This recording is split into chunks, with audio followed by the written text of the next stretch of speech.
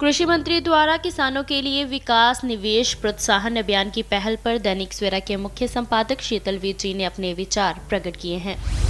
मोदी सरकार ने जब 3 किसान कानून पारित किए थे और उन्हें लागू किया था, तो उनके मन में न केवल किसान भलाई थी, बल्कि ये भी था कि किसानों की मेहनत का उचित प्रतिफल मिलना चाहिए। आज भी देश की 60% आबादी खेतीबाड़ी पर निर्भर करती है, लेकिन सवाल ये है कि इतनी अधिक निर्भरता के बावजूद देश की कुल राष्ट्रीय आय में इसका योगदान 21% से अधिक क्यों नहीं।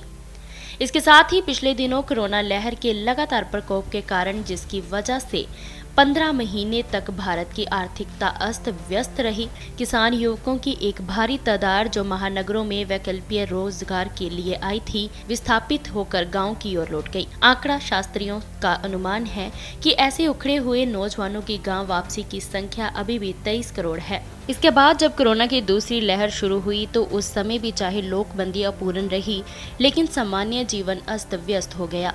कोरोना के शिखर दिनों में तो उत्पादन की सक्रियता भी नगण्य हो गई। इसीलिए फिर किसानों की युवा शक्ति महानगरों से विस्थापित होकर गांव में लौटी और अभी तक कोरोना की शंका के कारण वापस जाने के लिए तैयार नहीं है। चाहे उनकी आर्थिक असमर्थता का नाम लेकर किसानों ने दिल्ली की सरहद पर किसान मोर्चा लगाया, तो भी किसानों ने अपने कर्तव्यों को नजरअंदाज नहीं किया। पहली कोरोना लहर के बाद भी जो रबी की फसल किसानों की ओर से मंडियों में आई, वह पिछले वर्ष से कम नहीं थी। चाहे मोदी सरकार ने उसके बिक्री और भुगतान के तरीकों को बदला था, जिसके विरुद्ध दलीय राजनीति ने आवाज उठाई, तो भी किसानों को नए ढंग की खरीद बेच के बावजूद कमाई में कोई कमी नहीं हुई। और अब कोरोना की दूसरी लहर के प्रकोप के बावजूद आंकड़े बता रहे हैं कि किसानों ने खरीफ की फसल पिछले साल से बढ़ चढ़कर बेची। ऐसी हालत में एक समस्या पैदा हो रही थी कि किसानों की जो श्रम शक्ति अब महानगरों में हिल जाने के बाद वापस शहरों में जाने के लिए तैयार नहीं, वे अपना रोजगार गांव या उसके आसपास ही तलाश कर रहे हैं। इसके लिए कृषि मंत्री नरेंद्र सिंह तोमर की प्रेरणा से भारतीय उद्योग परिसंघ ने उत्तरी क्षेत्र खाद्य प्रसंस्करण शिखर सम्मेलन के तीसरे संस्करण का आयोजन किया। इस अवसर पर तोमर ने एक निर्माणात्मक बात कही, जो इस समय गांव में अपना भविष्य तलाशते किसान नौजवानों के लिए आवश्यक है, और ये थी कि मौजूदा उद्यमियों को एक समुद्र वातावरण देने के लिए देश की खाद्य और बागवानी क्षमता का उपयोग किया जाए। इसके लिए तोमर ने स्पष्ट किया कि भारत सरकार खाद्य प्रसंस्करण क्षेत्र के विकास के लिए प्रतिबद्ध है। याद दिला दें कि प्रधानमंत्री नरेंद्र मोदी द्वारा आत्मनिर्भर भारत अभियान के एक भाग के रूप में ही ये खाद्य प्रसंस्करण उद्योग की नई लिंक्ड प्रोत्साहन योजना लागू की गई है।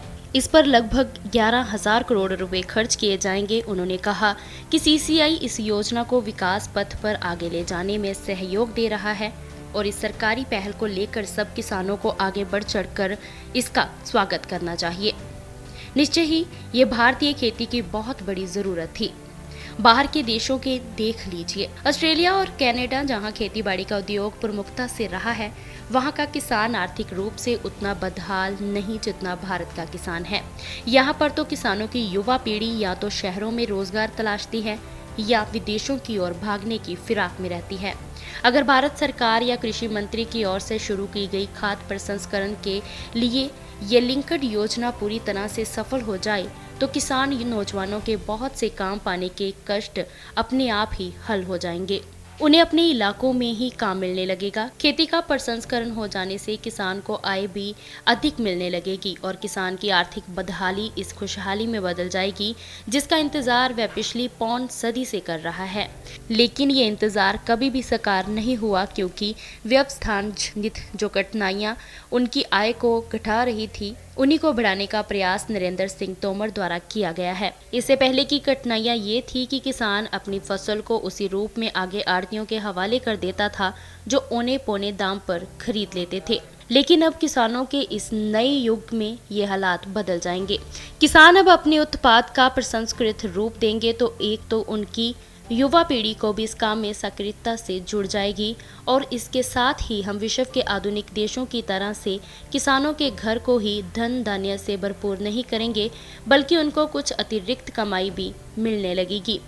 इस तरीके से कृषि मंत्री के इस नए मॉडल का स्वागत होना चाहिए, क्योंकि ये किसानों के लिए जिंदगी जीने का एक नया रास्ता खोलता है।